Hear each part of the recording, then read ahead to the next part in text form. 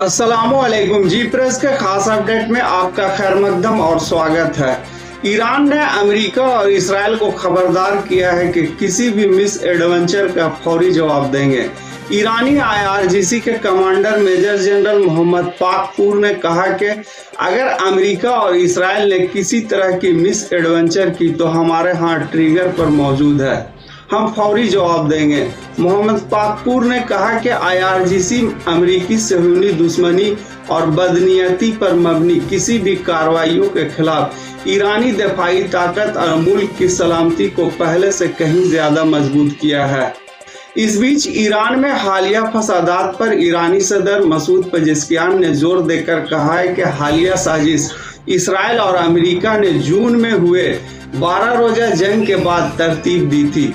दिसंबर के आखिर में ईरान में छिटपुट इक़्तिसादी मुजाहरे दिखे जिन्हें अमेरिकी और इस्राएली रहनुमाओं की तरफ से भड़काने वाले फसादियों के जरिए फौरी तौर पर हाईजैक कर लिया गया था।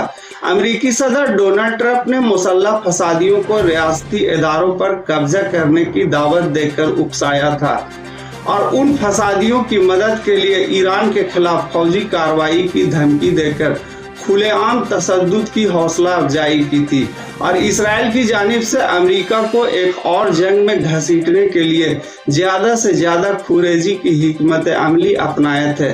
मैं हूं रजी अहमद, आप देख रहे हैं जी प्रेस।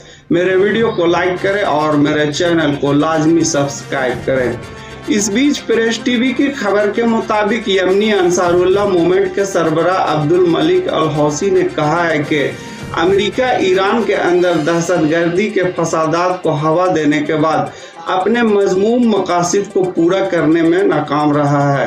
अल हौसी ने एक खिताब में कहा कि ईरान के खिलाफ अमेरिका की साजिश बहुत वसी है, लेकिन इसे मुकम्मल तौर पर शिकस्त हुई है। गुज़श्ता माह के अवाखिर में तेहरान के ग्रैंड बाजार में पुरअमन एहतजाज के तौर पर शुरू हुआ था, जिसे बाद में CIA और मोसाद ने अपने तरबियत याफ्ता एजेंट के जरिए मुजाहिरीन को मुस्तइल करने और तशद्दुद भड़काने के लिए हुजूम में घुस गए थे। दूसरी तरफ UN की एक रिपोर्ट के मुताबिक वेनेजुएला पर हमला समेत अमेरिकी फौजी इक़दामात से ये पता चलता है कि अमेरिका फिर से दुनिया भर में कॉलोनियल रूल की तरफ जा रहा है।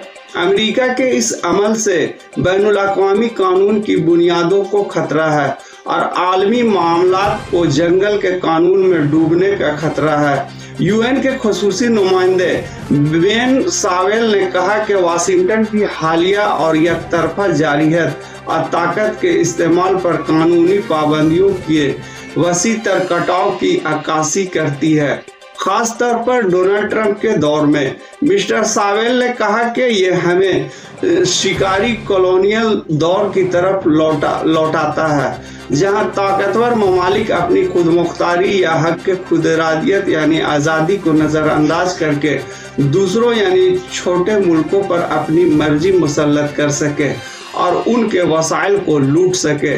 अब तक के लिए इतना ही। वीडियो को लाइक करें और मेरे चैनल को सब्सक्राइब करें।